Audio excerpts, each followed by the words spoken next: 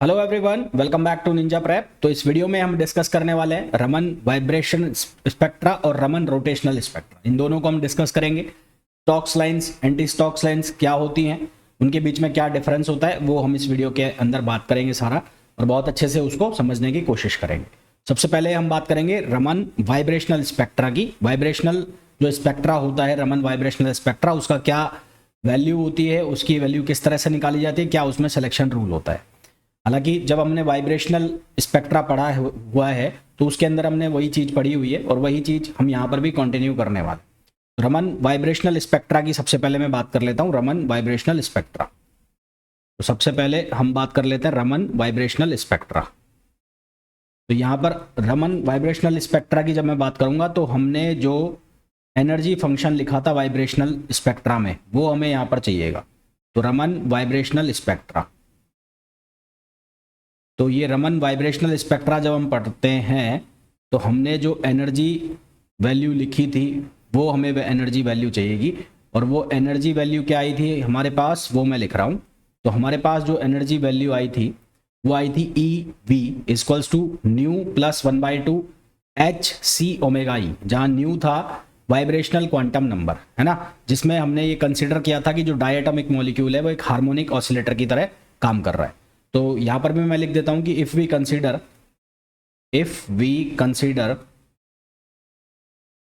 We consider molecule as harmonic oscillator, consider molecule as harmonic oscillator, ये किसकी तरह काम कर रहा है, हार्मोनिक ऑसिलेटर की अगर तरह ये काम कर रहा है। तो हमारे पास यहां पर फॉर्मूला था, क्या था, nu plus 1/2 H C omega E. ये फॉर्मूला हम लोगों ने ऑलरेडी पढ़ा हुआ है ना, इसको हमने वापस से यहाँ पर यूज़ किया है। और यदि न्यू प्राइम तक ट्रांजिशन है तो न्यू प्राइम जो स्टेट आएगी उसमें क्या लिखेंगे हम, E V prime equals to, ये हो जाएगा न्यू प्राइम प्लस 1/2, ये हो जाएगा एच सी ओमेगा ई, और ये हो जाएगी इक्वेशन सेकेंड। अब यदि हमें डिफरेंस निकालना है, दोनों एनर्जी में डिफरेंस निकालना है, तो दोनों एनर्जी में डिफरेंस कैसे निकलेगा, E V prime minus E V equals to, ये डिफरेंस क्या बचेगा, यहां पर बचेगा न्यू माइनस न्यू, और ये हो जाएगा H C omega E, nu minus nu H C omega E. यदि मैं यहां पर डिवाइड कर दूं किससे, एच से, क्योंकि हमने पढ़ा हुआ है सिंस ई इक्वल्स टू क्या होता है, एच न्यू होता है। तो यदि मैं ई अपॉन एच करता हूं तो ये न्यू बनता है। तो यहाँ डिफरेंस है तो मैं यहाँ पर भी डिवाइड कर दूं किससे, एच से, ये एच से डिवाइड कर दिया। तो जब डिफरेंस को डिवाइड करेंगे तो ये वाली वैल्यू है, ये वाली वैल्यू क्या बन जाएगी, ये बन जाएगी डेल न्यू, ये बन जाएगी क्या बन जाएगी, डेल न्यू। तो यहाँ से हमारे पास ये वैल्यू क्या हो गई, डेल न्यू, और डेल न्यू इक्वल्स टू क्या होगा, ये एच से एच कैंसिल हो जाएगा। यहाँ से हमारे पास क्या बचेगा, हमारे पास बचेगा new prime minus new prime minus nu, और ये बनेगा हमारे पास सी ओमेगा ई। ये सी ओमेगा ई को मिलाकर हम क्या लिख देंगे, न्यू ई, इसको हम क्या लिख देंगे, न्यू ई। तो हमारे पास ये आ जाएगी इक्वेशन नंबर थर्ड आ जाएगी, और इसको हम क्या नाम दे देंगे, रमन वाइब्रेशनल शिफ्ट। ठीक है, इसको हम क्या नाम देंगे, रमन वाइब्रेशनल शिफ्ट। इसमें याद करने वाले में, याद अगर आप करना भी चाहो इसको एग्जाम पॉइंट ऑफ व्यू, तो बहुत भारी भरकम चीज नहीं है। यहाँ पर आपको E equals to H nu वाला फॉर्मूला याद रखना है, बस उसमें थोड़े से मॉडिफिकेशन करना है और ये आंसर आपका आ जाएगा। ठीक है, इसको एक बार वापस से लिख देता हूं, तो ये हो जाएगा del nu equals to nu prime minus nu, और ये हो जाएगा न्यू ई, और जिसको हम नाम दे रहे हैं क्या, रमन वाइब्रेशनल शिफ्ट। ठीक है, अब इसके सिलेक्शन रूल की बात कर लेते हैं। सिलेक्शन रूल, अब बात कर लेते हैं इसके किसकी, सिलेक्शन रूल की। तो इसके सिलेक्शन रूल की अगर हम बात करें तो इसके सिलेक्शन रूल में क्या होगा कि डेल्टा न्यू की वैल्यू कितनी, प्लस माइनस 1। तो अगर इसकी वैल्यू प्लस माइनस 1, यानी कि मैं बात कर रहा हूं किसके बारे में, मैं बात कर रहा हूं new prime minus new equals to plus minus 1, इसकी बात कर रहा हूं। तो अगर ये प्लस माइनस 1 है तो हमारे पास जो डिफरेंस है, हमारे पास जो डिफरेंस लिखा हुआ है, इसको आप ऐसा लिखो, ये वाला, नहीं तो कंफ्यूजन हो जाएगा। यहाँ पर भी ये न्यू प्राइम माइनस न्यू जो है, इसको आप इस तरह से लिखो, ये ऐसे इसको ऊपर से घुमा के। तो यहाँ से डेल न्यू इक्वल्स टू ये क्या हो जाएगा, प्लस माइनस, और ये क्या हो जाएगा, न्यू ई। प्लस माइनस न्यू ई। ये हमारे पास जब हमने सिलेक्शन रूल का यूज़ किया तो ये वैल्यू हमारे पास बन गई। अब यहाँ पर दो वैल्यू बन रही है, एक बन रही है प्लस वैल्यू और एक बन रही है माइनस वैल्यू। तो when delta nu is equals to plus nu E, तो इसको हम नाम देंगे स्टॉक लाइन। इसको हम क्या नाम देंगे? Stokes line. और जब delta nu is equals to minus nu E है तो इसको हम क्या नाम देंगे? इसको हम नाम देंगे एंटी स्टॉक लाइन। ठीक है, इसको हम क्या नाम देंगे? Anti Stokes line. जब प्लस में है तो स्टॉक लाइन और माइनस में है तो एंटी स्टॉक लाइन। इनका इंटेंसिटी डिस्ट्रीब्यूशन जो है वो निकाला जाता है किससे? मैक्सवेल बोल्ट्जमैन स्टैटिस्टिक्स से। तो intensity distribution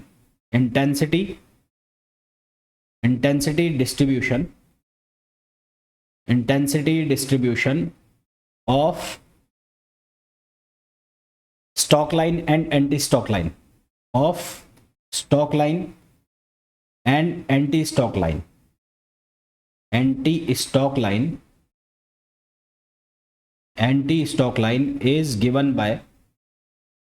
is given by Maxwell Boltzmann statistics, given by Maxwell Boltzmann statistics।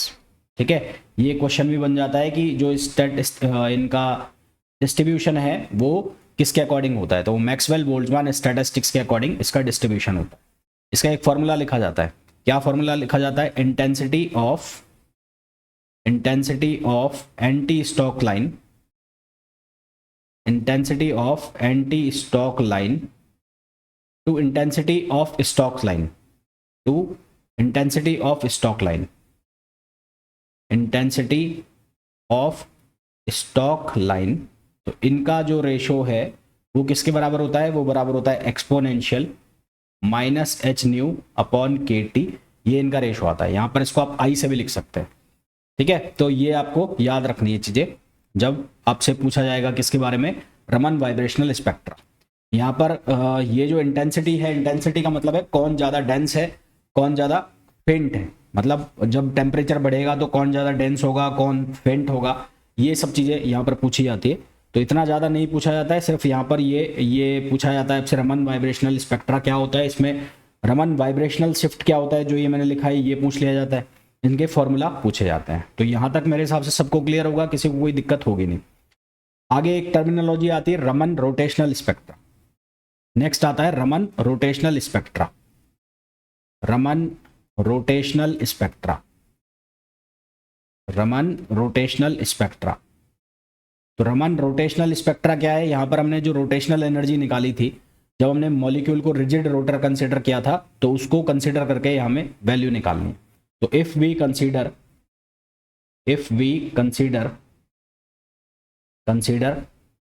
molecule as molecules as rigid rotor, molecules as rigid rotor, then its rotational energy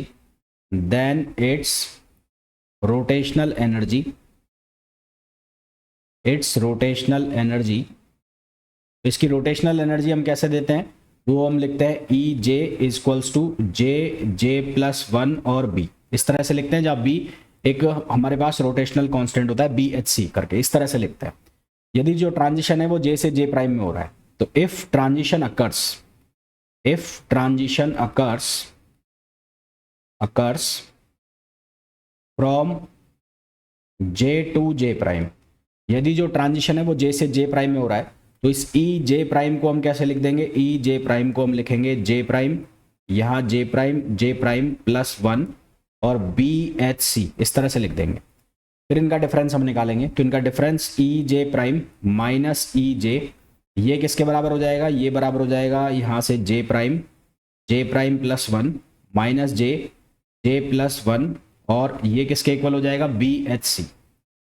ठीक है, ये हम डिफरेंस निकालेंगे, बहुत आराम से निकाल सकते हैं इस डिफरेंस को। तो अब यहाँ पर भी वही डेल न्यू बनाना है हमें, तो डेल न्यू बना लो, यहाँ पर भी एच सी से डिवाइड कर दो, तो ई जे प्राइम माइनस ई जे अपॉन इसको डिवाइड करो एच से, वही न्यू बनेगा यहाँ पर, है ना। और अगर आप इसको ऐसे देखो, यहाँ इसको ऐसे लिखो, ई इक्वल्स टू एक तो होता है एच न्यू, तो एच न्यू लिखोगे तो न्यू की वैल्यू हो जाएगी ई अपॉन एच। एक आपके पास होता है E equals to H C upon lambda, तो अगर आप इसको लिखते हो तो 1 अपॉन लेमड़ा की वैल्यू बन जाएगी ई अपॉन एच सी, और 1 अपॉन लेमड़ा को आप क्या लिखते हो, न्यू प्राइम यानी कि वेव नंबर, तो ये हो जाएगा ई अपॉन एच सी। तो अगर मैं इसको एच सी से डिवाइड कर देता हूँ, तो एच सी से डिवाइड कर दूंगा तो ये क्या बन जाएगा यहाँ पर, ये बन जाएगा जे प्राइम प्लस 1 माइनस जे और जे प्लस 1। अब ये जो पूरी की पूरी वैल्यू है वेव नंबर बन गया, यानी कि ये बन गया न्यू प्राइम डेल्टा में, क्योंकि डिफरेंस आ रहा है। तो ये क्या हो जाएगा, ये हो जाएगा जे प्राइम प्लस 1 माइनस जे, और ये हो जाएगा जे प्लस 1। ये हमारे पास वैल्यू बन गई है, ठीक है।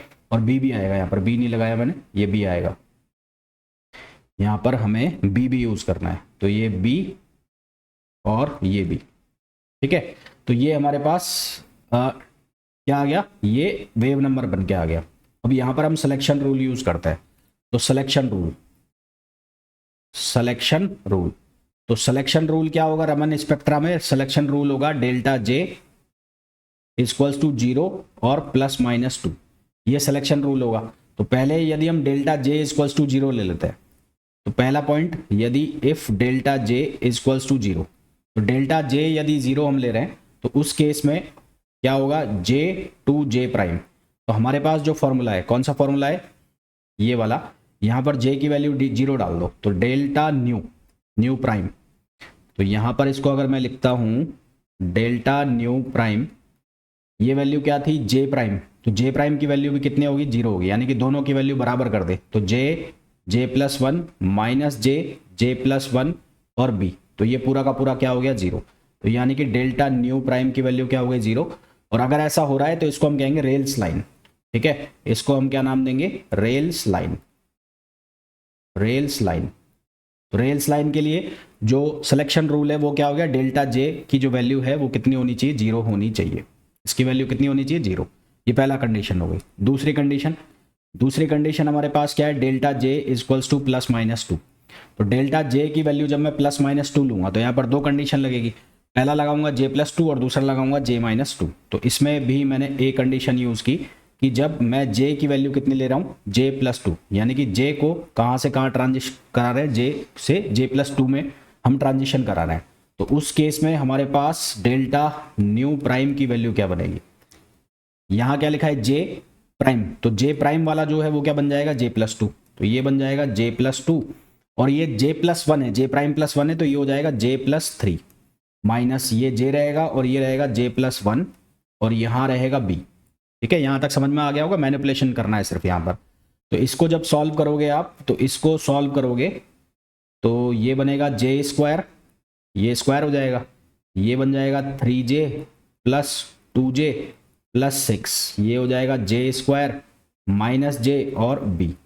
तो क्या कट रहा है यहाँ से, ये जे स्क्वायर से और ये जे स्क्वायर कैंसिल हो गया, ये 3 और 2 5 में से गया 4, तो ये बन गया 4j प्लस 6, ये बना कितना, ये बना 4j प्लस 6 और ये b बाहर आ गया। तो 4j प्लस 6 हमारे पास वैल्यू आ गई। इसको हम कैसे लिख सकते हैं, इसको हम ऐसे लिख सकते हैं, यदि मैं यहाँ से कॉमन निकाल लूँ 4, तो ये हो जाएगा j प्लस 3/2, क्या हो जाएगा, j प्लस 3/2 b। भाई इसको अंदर लाएंगे तो ये वापस वैसे ये ठीक ऐसा ही बन जाएगा जैसा ही ये बना हुआ है। तो इसको हमने इस तरह से लिख लिया। तो ये जो आया है इसको हम बोलेंगे स्टॉक लाइन, इसको हम क्या नाम देंगे, स्टॉक लाइन। तो ये तो आ गया पहला। स्टॉक लाइन के लिए जो हमारे पास फ्रिक्वेंसी शिफ्ट हो रही है या वेव नंबर जो आ रहा है हमारा, वो क्या वैल्यू आ रही है, ये वैल्यू आ रही है। इसी तरह से इसकी दूसरी कंडीशन हम बना लेंगे। दूसरी कंडीशन क्या होगा, जे शिफ्ट होगा कहाँ से, जे माइनस 2 पे। तो जे माइनस 2 पे जाएगा तो फिर वापस से वही चेंजेस करना है। तो डेल्टा न्यू बार, ये क्या बनेगा यहाँ पर हो जाएगा जे माइनस 2 और ये वो था जे प्राइम प्लस 1, तो ये बनेगा जे माइनस 1। यहाँ से क्या बन जाएगा, जे माइनस 1 माइनस जे प्लस 1 और ये क्या रहेगा बी। इसको एक्सपेंड करो तो ये बनेगा J square minus J minus 2j minus 2 minus J square minus J और बी। तो यहाँ से क्या कैंसिल आउट हो रहा है, यहाँ से जे स्क्वायर और जे स्क्वायर कैंसिल हो गया, तो ये बना 2 और 2 4। तो यहाँ से हमारे पास बना माइनस 4j माइनस 2 और b, ये वैल्यू बन गई। माइनस 2j माइनस 4 और बी, माइनस ही आएगा ना, ये माइनस माइनस प्लस आएगा, ये प्लस हो जाएगा। तो यहाँ से -4j + 2 और b। अब यहाँ से मैंने कॉमन निकाल लिया है, यहाँ से मैं कॉमन निकाल लेता हूँ -4 कॉमन निकाल लिया, तो ये कितना हो जाएगा, ये हो जाएगा j - 1/2 b। तो ये वैल्यू हमारे पास किसकी आ रही है, डेल्टा न्यू बार की। और ये माइनस वाली जो वैल्यू हमारे बनेगी ये हो जाएगी एंटी स्टॉक लाइन। ये क्या हो जाएगी, एंटी स्टॉक लाइन। एक हमारे पास बनी थी स्टॉक लाइन और ये वाली क्या बन जाएगी, एंटी स्टॉक लाइन। ठीक है, क्या बन जाएगी, एंटी स्टॉक लाइन। तो ये हमारे पास फॉर्मूला आ गया इसका, स्टॉक लाइन का और एंटी स्टॉक लाइन का। और रमन शिफ्ट का जो फॉर्मूला आएगा, रमन शिफ्ट का formula for Raman shift, formula for Raman shift. तो रमन शिफ्ट का जो फॉर्मूला होगा वो हमारे पास होगा डेल्टा न्यू प्राइम का मॉड, और ये लिखा जाएगा 4j + 6 और b। तो ये फॉर्मूला होगा रमन शिफ्ट का। ठीक है, खैर हमें ध्यान रखना है स्टॉक लाइन की और एंटी स्टॉक लाइन की। अब इनके बीच में कुछ डायग्राम, एक ग्राफ बनता है, डायग्राम बनता है, वो आपको याद होना चाहिए, उससे काफ़ी सारे क्वेश्चंस आपके सॉल्व हो जाते हैं। जैसे कि पहले मैं यहाँ पर कुछ लाइनें बनाता हूँ जे के लिए, तो लेवल बना लेता हूँ। यहाँ पर j = मैं लिख देता हूँ 0, यहाँ लिख देता हूँ मैं j = 1, फिर यहाँ मैं लिख देता हूँ j = 2, यहाँ लिख देता हूँ j = 3, यहाँ लिख दिया मैंने j = 4, और यहाँ लिख दिया मैंने j = 5। ऐसे मैंने लाइनें बना दी, और यहाँ से मैं ऐसे स्ट्रेट लाइन ड्रॉ कर देता हूँ इस तरह से, 1 2 3 4 5 और 6, इस तरह से। यहाँ एक सेंटर लाइन में ड्रॉ कर देता हूँ बीचों बीच, ये बीचों बीच मैंने सेंटर लाइन ड्रॉ कर दी। तो एक साइड में बनाऊंगा स्टॉक लाइन और एक साइड बनाऊंगा anti Stokes line. Stock line जो आएगी वो लेफ्ट साइड में आएगी, एंटी स्टॉक लाइन जो आएगी वो राइट साइड में आएगी। तो इधर की तरफ यानी कि इस साइड पर आएगी, लेफ्ट साइड पर स्टॉक लाइन, और यहाँ पर क्या आएगी, एंटी स्टॉक लाइन्स। तो स्टॉक लाइन के लिए हम फॉर्मूला यूज करेंगे जो हमने स्टॉक लाइन का फॉर्मूला बनाया वो वाला। इसी तरह से एंटी स्टॉक लाइन के लिए हम फॉर्मूला यूज करेंगे जो हमने एंटी स्टॉक लाइन वाला फॉर्मूला बनाया। पहले j = 0 के लिए निकालते हैं। तो j = 0 के लिए जब हम निकालेंगे तो हमारे पास जो ट्रांजिशन, भाई ट्रांजिशन इसमें कहां से कहां होगा, 0 से 2 होगा पहला ट्रांजिशन, 0 से 2 पहला ट्रांजिशन होगा। तो 0 से 2 ट्रांजिशन कराए यहां, क्योंकि सिलेक्शन रूल क्या है यहां पर, 0 से 2। तो पहला ट्रांजिशन जो कहां से कहां होगा, 0 से 2 होगा। तो 0 से 2 ट्रांजिशन कराया। इसी तरह से 1 से 3 एक ट्रांजिशन होगा, यहां एक ट्रांजिशन हो गया 1 से 3। इसी तरह से एक ट्रांजिशन होगा 2 से 4। ये ट्रांजिशन कहां से कहां हुआ, 2 से 4। ये यहां पर हूं मैं, 2 से 4 एक ट्रांजिशन, 2 to 4, 1 2 3, ये 2 और ये 4 आ गया। तो ये ट्रांजिशन कहां से कहां, 2 से 4। इसी तरह से एक ट्रांजिशन होगा 3 to 5, 3 to 5। तो ये ट्रांजिशन कहां से कहां हुआ, 3 to 5, क्योंकि सिलेक्शन रूल के अकॉर्डिंग 2 का डिफरेंस आना चाहिए। इसी तरह से यहां पर ये स्टॉक्स लाइन के लिए, स्टॉक लाइन में एक्साइटेड स्टेट में जाएंगे। ये 0 से 2 में जा रहा है, ये 1 से 3 में जा रहा है, ये 2 से और 4 में जा रहा है, ये 3 से और 5 में जा रहा है। इसी तरह से यहां पर जब आप ट्रांजिशन करोगे तो ये उल्टा चलेगा। उल्टा चलने का मतलब है कि ये 0 से 2 गया है तो ये 2 से 0 में आएगा, ये 2 से 0 में आ गया। इसी तरह से ये कहां से कहां आएगा, ये 1 से 3 में गया है तो ये 3 से 1 में आएगा, तो ये आ गया 3 to 1। इसी तरह से कहां से कहां आएगा, ये 4 to 2 आएगा। और सिमिलरली ये कहां से कहां पर आएगा, ये 5 to 3 आएगा। तो ये एंटी स्टॉक लाइन हो गई, ये स्टॉक लाइन हो गई। अब इनका जो डिफरेंस होता है, अगर आप यहां पर J की वैल्यू 0 डाल के एनर्जी निकालते हैं तो यहां आएगा कितना, 6B, जब मैं J की वैल्यू 0 डालता हूं। इसी तरह से यहां आएगा 10B। तो इनका ऐसा हॉरिजॉन्टल डिफरेंस भी निकालोगे तो कितना आएगा, 4B आएगा, है ना। हॉरिजॉन्टल डिफरेंस निकालोगे तो कितना आएगा, 4B आएगा। यानी कि इन हर लाइंस के बीच में जो डिफरेंस आएगा वो कितना आएगा, 4B आएगा। तो ये डिफरेंस कितना आ गया, 4B। इसी तरह से ये डिफरेंस भी कितना आएगा, 4B।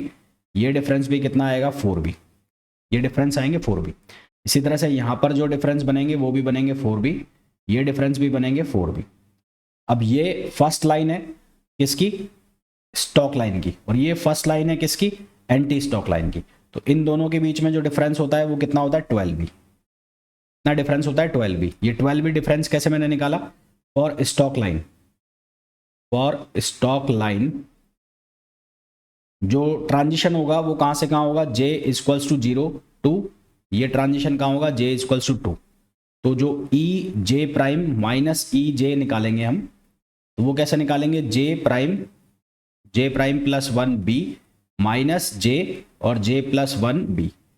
तो जे प्राइम की वैल्यू कितनी रख दी हमने 2, तो यहां से ये कितना बनेगा 2 और ये हो जाएगा 3b, तो ये आ जाएगा 6b। ये स्टॉक लाइन के लिए first stock line, for first stock line. इसी तरह से for first anti Stokes line, first anti Stokes line, first anti Stokes line के लिए जो ट्रांजिशन होगा वो कहां से कहां होगा, 2 से 0 होगा। तो वो 2 से 0 होगा तो ये जे प्राइम की वैल्यू 2 हो गई और जे की वैल्यू कितनी हो जाएगी 0। तो यहां क्या लिखोगे, ये ई जे माइनस ई जे प्राइम। तो यहां पर सेम कहानी आएगी पर यहां पर क्या आ जाएगा -6b। तो डिफरेंस जब निकालोगे तो difference between first stock and anti Stokes line, first stock line and anti Stokes line, anti Stokes line, तो वो कितना आ जाएगा, वो 12b आ जाएगा। क्योंकि ये माइनस है, ये 6b का प्लस का, ये माइनस का है, डिफरेंस होगा तो वो 12b आ जाएगा। तो यहाँ ये डिफरेंस कितना आ गया, 12b लिख दिया। ये फर्स्ट के बीच में। इसी तरह से आपसे पूछे सेकंड के बीच में निकालो, तो सेकंड में जो ट्रांजिशन होगा वो 1 से 3 और 3 से 1 होगा। तो जिस तरह से मैंने निकाला है वापस वैसे भी निकाल सकते हो, और इस डायग्राम से भी आप देख सकते हो कि अगर सेकंड का आपसे पूछे तो यहाँ 12b बन रहा है बीच में, तो ये सेकंड हो गई स्टॉक लाइन और ये सेकंड एंटी स्टॉक लाइन हो गई। तो ये डिफरेंस कितने का है, ये डिफरेंस है 4b, और ये वाला जो डिफरेंस है ये भी कितने का है 4b। तो 12 और 4 16 और 4 20। तो अगर आपसे पूछा जाए सेकंड स्टॉक लाइन और सेकंड एंटी स्टॉक लाइन के बीच का डिफरेंस, तो वो कितना आ जाएगा 20b। Similarly difference between second stock line and second anti Stokes line is 20b, और ये डिफरेंस कितना हो जाएगा 20b हो जाएगा। हमने रोटेशनल स्पेक्ट्रा पढ़ा था, उस रोटेशनल स्पेक्ट्रा में हमने ये पढ़ा था कि जो डिफरेंस होता है स्पेक्ट्रल लाइंस के बीच में वो 2b होता है, जबकि जब हम रमन रोटेशनल लाइंस के बीच में स्पेस देख रहे हैं तो वो कितना आ रहा है, वो आ रहा है 4b, है ना। जो स्टॉक्स, ये जो रोटेशनल लाइंस का जो इक्वल स्पेस आ रहा है, ये इक्वी स्पेस आ रही है, और ये कितना आ रहा है 4b आ रहा है, जो कि 2 गुना है किसका, प्योर रोटेशनल लाइंस का। तो वी कैन से दैट